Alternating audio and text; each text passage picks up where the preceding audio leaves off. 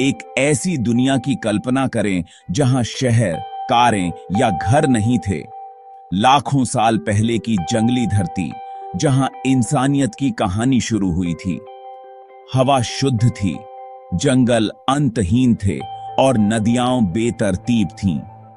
हमारे शुरुआती पूर्वज इस कच्ची, खूबसूरत और खतरनाक दुनिया में रहते थे।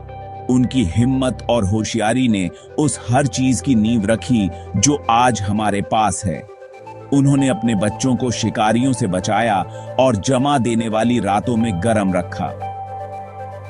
हम अपने पूर्वजों के नक्शे कदम पर चलेंगे और उनकी सहनशीलता की कहानी जानेंगे। हमारा शानदार एडवेंचर यहीं से शुरू होता है। हमारे पूर्वजों की दुनिया लुभावनी और जानलेवा थी। जंगली जंगल, विशाल नदियां और ज्वालामुखी जमीन को आकार देते थे। इसकी कल्पना करें, मैमथ, सेबर दांत वाले बाघ और गुफा के भालू घूमते थे, जबकि विशाल पक्षी ऊपर उड़ते थे। शुरुआती इंसान छोटे और कमजोर थे। उनके पास न तो पंजे थे और न ही दांत, बस उनकी समझदारी थी। बाहर का हर कदम एक खतरा था। तूफान, जमा देने वाली सर्दियां और शिकारी हर जगह घात लगाए रहते थे।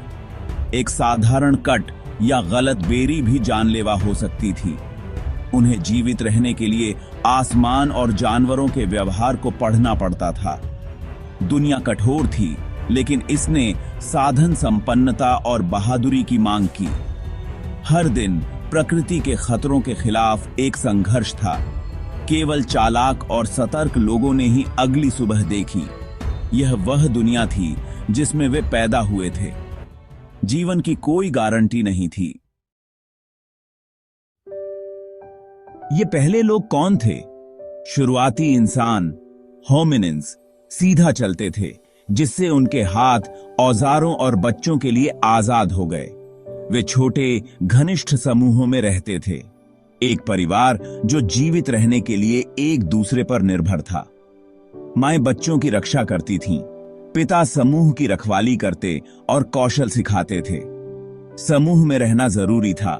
परिवार उनका सुरक्षा जाल था। परिवार के बंधन में ही उनकी सबसे बड़ी ताकत थी।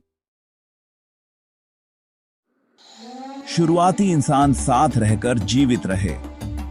अकेले वे आसान शिकार थे, साथ मिलकर वे मजबूत थे। बच्चे और बड़े बुजुर्ग बीच में रहते थे। चारों तरफ डंडों और नुकीले पत्थरों वाले वयस्क होते थे।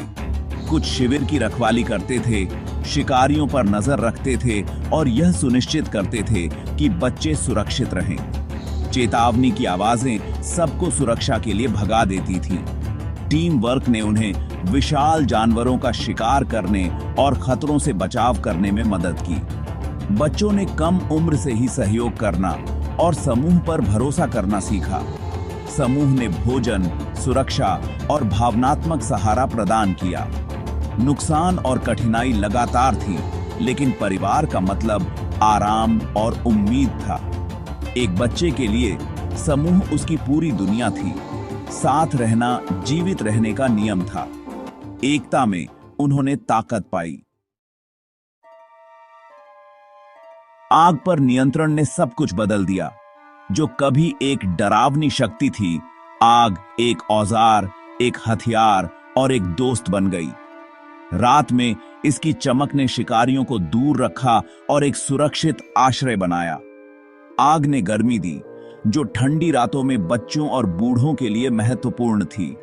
परिवार एक साथ हडल्ड, कहानियां साझा करते और रिश्ते मजबूत करते थे। आग ने एक गुफा या आश्रय को एक सच्चा घर बना दिया। इसने उन्हें भोजन पकाने की अनुमति दी, जिससे यह सुरक्षित और अधिक पौष्टिक हो गया। पका हुआ भोजन बड़े दिमाग और मजबूत शरीर को शक्ति देता था। आग ने भाले की नोक को कठोर किया और सूर्यास्त के बाद रोशनी प्रदान की। यह सुरक्षा और आराम में एक बड़ी छलांग थी। बच्चों के लिए आग एक जादुई रक्षक थी। आग पर महारत हासिल करना हमारी कहानी में एक मोड़ था। आग ने सुरक्षा दी, लेकिन मनुष्यों को असली घरों की जरूरत थी। पहले आश्रय बनाए नहीं गए थे, बल्कि पाए गए थे। गहरी गुफाएं जो मौसम और शिकारियों से बचाती थीं। एक गुफा को सुरक्षित करना बहादुरी का मतलब था। कभी कभी खतरनाक जानवरों को बाहर निकालना। रात में पत्थरों या कांटों की बाधाएं प्रवेश द्वारों की रखवाली करती थीं। हर किसी के पास गुफाएं नहीं थीं, इसलिए उन्होंने शाखाओं, पत्तियों, खालों और मिट्टी से झोपड़ियां बनाई। ये साधारण आश्रय बारिश, हवा और ठंड से बचाते थे। अंदर माएं बच्चों को दूध पिलाती थीं और बच्चे सुरक्षित सोते थे। घर बनाना एक पारिवारिक प्रयास था, जिससे उनका बंधन मजबूत होता था।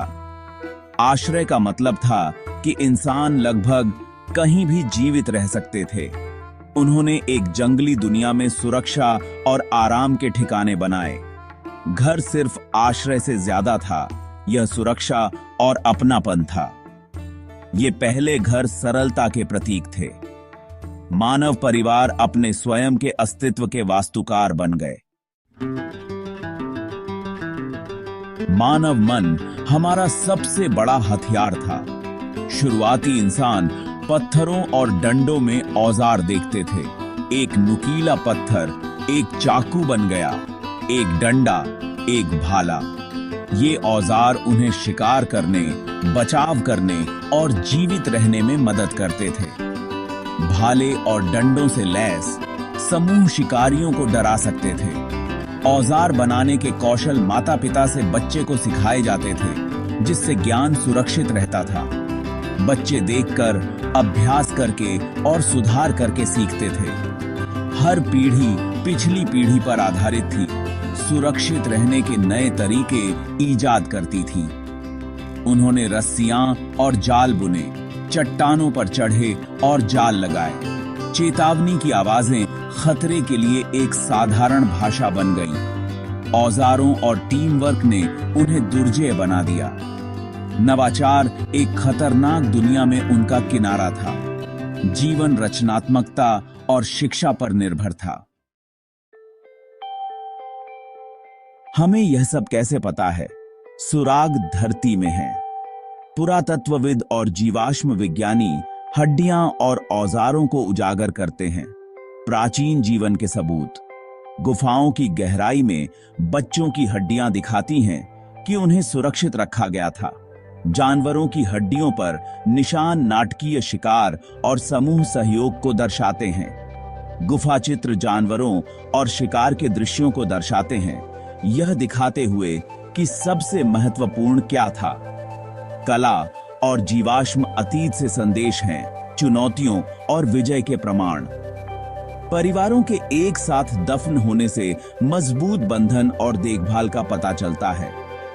हर कलाकृति हमारी कहानी का एक टुकड़ा है। ये खोजें हमें अपने पूर्वजों की सहनशीलता और प्यार से जोड़ती हैं। अतीत उन पत्थरों और हड्डियों के माध्यम से बोलता है जिन्हें वे पीछे छोड़ गए थे।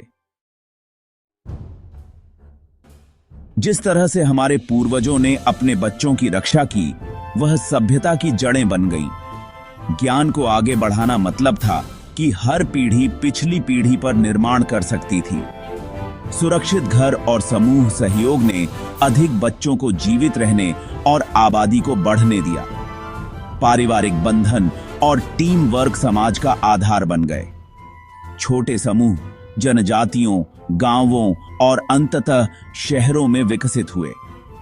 रक्षा करने और एक साथ काम करने की प्रवृत्ति यहीं से शुरू हुई। एक मां का आलिंगन, एक पिता की निगरानी, आग के चारों ओर एक समूह, ये मानवता की जड़ें हैं। ये कार्य प्यार, आवश्यकता और बुद्धिमत्ता से पैदा हुए थे। ये भविष्य की योजना बनाने की दिशा में पहले कदम थे। हमारे पूर्वजों की हिम्मत और देखभाल आज भी हमारे जीवन में गूंजती है। उनकी विरासत हमारे डीएनए और हमारे समुदायों में है। वे पहले नायक थे की कहानी हमारी अपनी है।